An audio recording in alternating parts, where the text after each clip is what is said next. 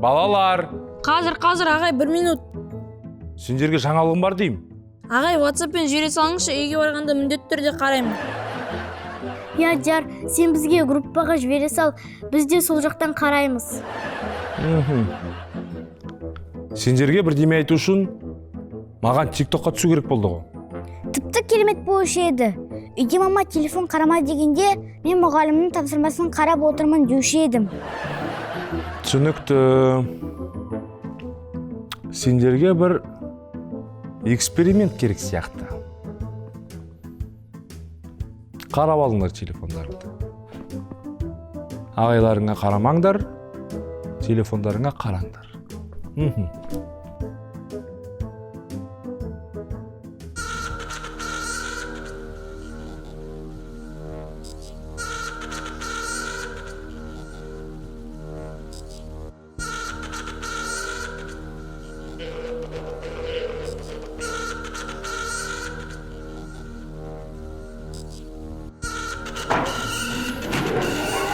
Интернет бар ма?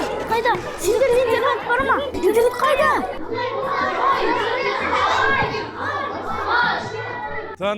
Тыныш. Балалар, Wi-Fi-да анда-санда демалу керек. Сендер де демалыңдар. Бүгін бізде Wi-Fi-сыз өмір деген сабақ болады. Ағай, 5 күн бойы өте алмаған өревенді енді өтіп жатырғанда. Мен де жаңа ғана фото салғанмын. Оқырмандар маған қандай комментарий жазғанын көре алмай қалдым. Балалар, білесіңдер ме? Мен бір нәрсе байқадым. Сендер телефонға өте көп уақыт бөлесіңдер. Тәулікте 24 сағат болса, соның 4 сағатын сендер телефон қарнайсыңдар. Телефон деген кезінде алыстағы адамды жақындату үшін шығарған. А сендер, мысалға екеуің бір-біріңнің қастарында отырсыңдар. Бір-біріңмен телефон арқылы сөйлесесіңдер. Бұл қалай болғаны? Жоқ, балалар, болмайды бұлай. Мә, ағай, сонда интернетсіз не істейміз? Мен жаңа Wi-Fi-дің паролін ауыстырып тастадым. Бірақ уайымдамаңдар. Орнына сендерге керемет бір квест ойлап қойдым. Не үндемей қалдыңдар? Wi-Fi-дің паролі керек емес пе? Wi-Fi-дің паролі 3 бөлікке бөлінген. Квестта 3 тапсырмадан тұрады.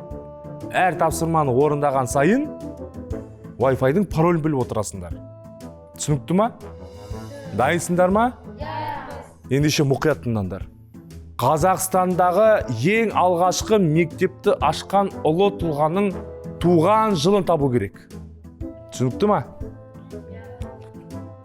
Ағай, қызықсыз. Google-сыз қалай табамыз енді? Шамасы Абай шығар. Балалар, сіздер бұл тапсырманы Google-сыз да орындайтындарыңа толықтай сенімдімін. Бұл мағлұмат кітапханада бар шығар, кеттік кітапханаға. Дұрыс айтасың, Жанерке. Барлық мағлұмат кітапханада. Ендеше, іске сәт.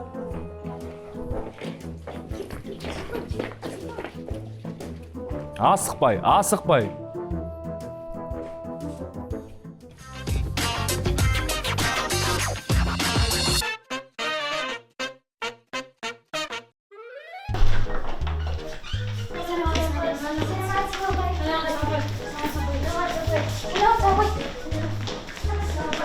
Балалар, саламатсыңдар ма? Сәлеметсіз. Не іздеп жүрсіңдер? Wi-Fi-дің паролін апай. Бізге Қазақстандағы алғашқы мектептер туралы дерек керек. Қандай кітап оқысақ болады? Түсінікті. Сендер ана жаққа барып отыра беріңдер. Мен сендерге керек кітаптарыңды өзім тауып, апарып берем. Жақсы ма? Жақсы, рахмет.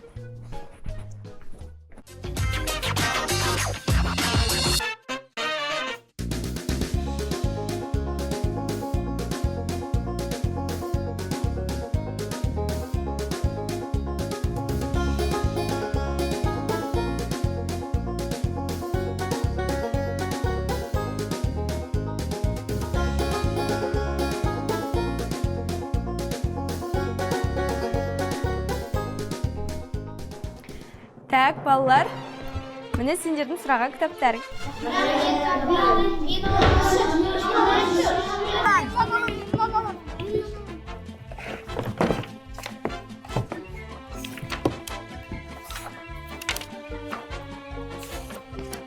Міне таптым.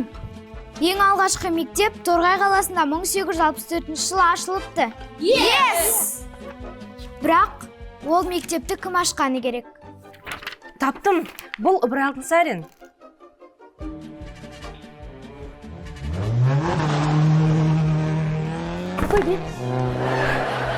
Мұндай ұйымшыл білімге құштар сыныпты бірінші рет көруім. Былай тұрыңдаршы, кітап таптым. Айназ, былай тұршы.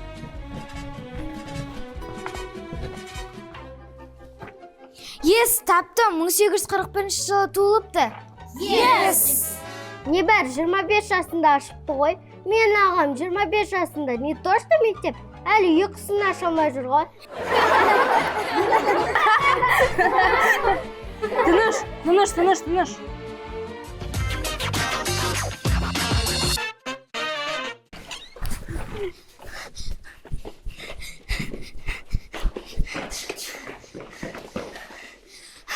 Таптық ағай, парольдің алғашқы 4 саны 1841.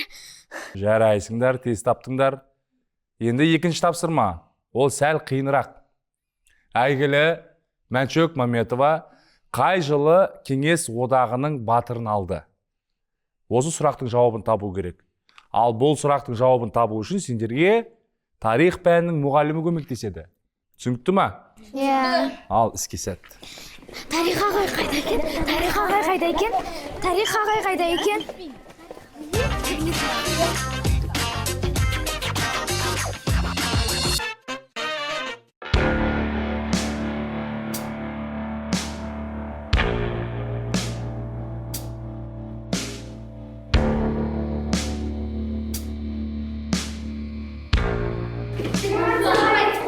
Не шу оқушылар, отырамыз.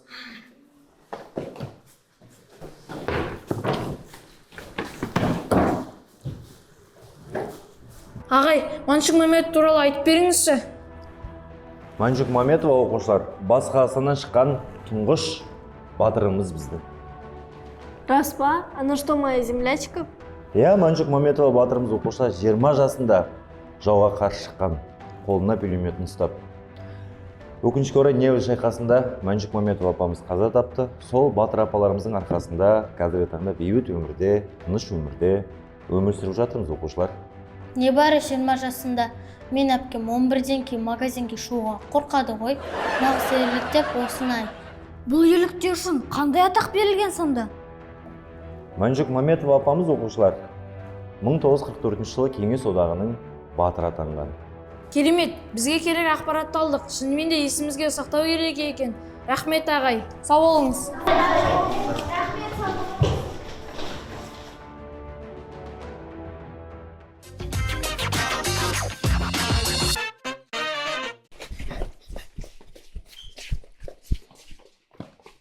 Ағай, таптық. Онымен қоса керемет мағлұмат естіп қайттық. Жарайсыңдар балалар. Ендеше Wi-Fi паролінің соңғы бөлігі қалды. Енді ол бөлік табу үшін сендерге рахмет челленджі жариялады. Соңғы тапсырма балалар, мұқият тыңдайық. Телефондарыңызда нағыз пайда тисін десеңіздер, мектептегі 4 адамға көмектесіп, олардан рахмет деген сөзді есту керек. Соны видеоға түсіріп, маған келіп көрсетесіңдер.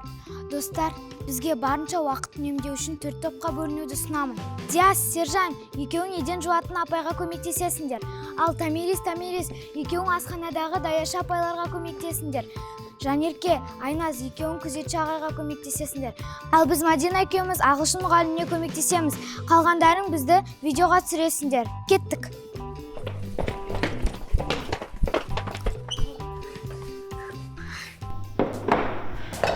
Апай, саламатсыз ба? Саламатсыңдар ма? Көмектесейік, мына ыдыстар қайда апару керек? Анда апарсаңыз болады.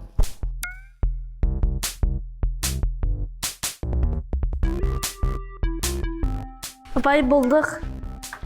Рахмет, балаларым, сендер алтынсыңдар ғой.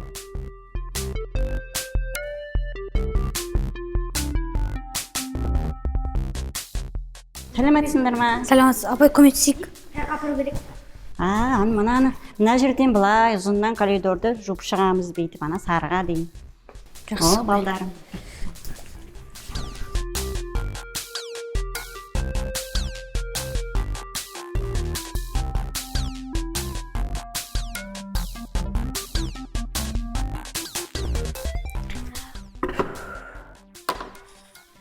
Болдық апай. Балдарым, рахмет. Болашақтарың жарқын болсын. Осылай үлкен кісілерге көмектеріңді беріп жүріңдер, иә ма? Жақсы апай.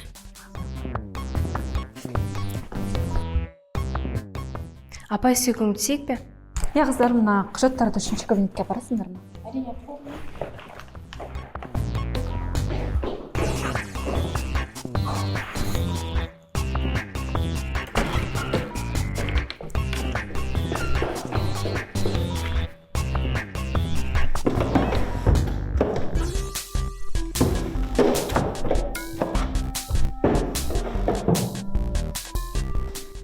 Рахмет, көмекшілерім. Саламатсыз ба ата, біз шығарып берейік. Ал жайсың, айналаңда рахмет. Өйстіп тәрбиелеген ата-анаңа мың алғыс.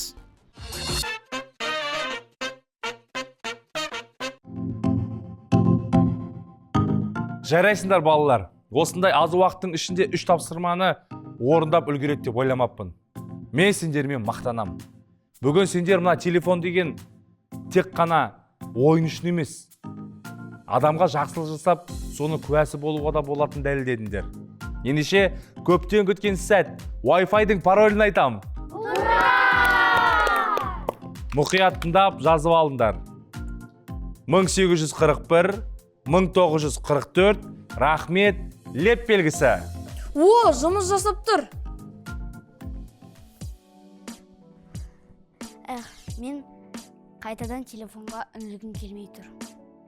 Один день с друзьями оффлайн, мне так понравилось. Телефонсыз да өмір бар екен. Инстаграмдағы комментарийлерден көрі шынайы адамдардан естіген алғыс жағымды екен.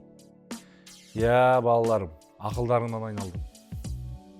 Менің сендерге бір айтар әңгімем бар. Балаларым, жұлдыздарым, бұл ойынмен мен сіздерге не түсіндіргім келді?